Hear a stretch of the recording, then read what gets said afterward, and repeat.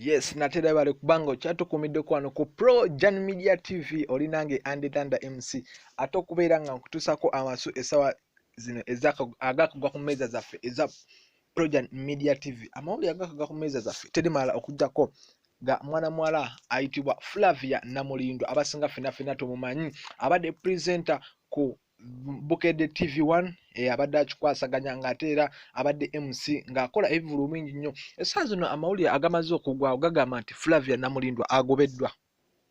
Flavia Namulindwa agobeddwa okuva ku Bukedde TV1 Vision Group yonna talina media house gyagenda kuddamu kola ng'eri mu Vision Group.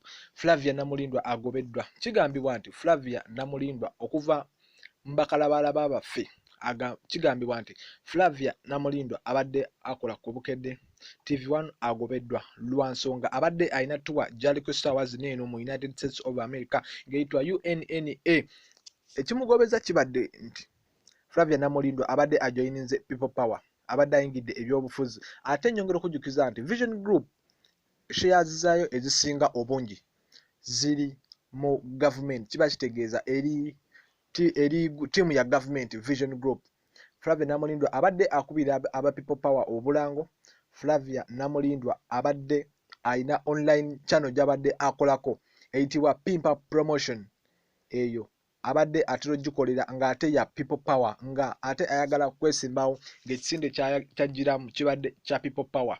Kobo aba Vision Group nti wannyo waawo why katugobe oyinza otufuukira ettabbo era Flavia Namulindwa ye agobeddwa. Essaawa zino eno ali ku Pimpa Promotion mba People Power essaawa zino bakwasaganya. Flavia Namulindwa abadde muntu w'abantu ng'abantu bangi bamwagala bambi ku bintu byazze akola ebingi ng'abantu baagala presentation ye ennungi. N'essaawa zino eno Vision Group emusiibudde emugobye era mukazi wattu ali mu maziga. Naye webale kubanga kyatukumiddeko like nga okomentinge osubscribinge abadde tannaba no sharinga osharinge webale nnyo webalire ddala.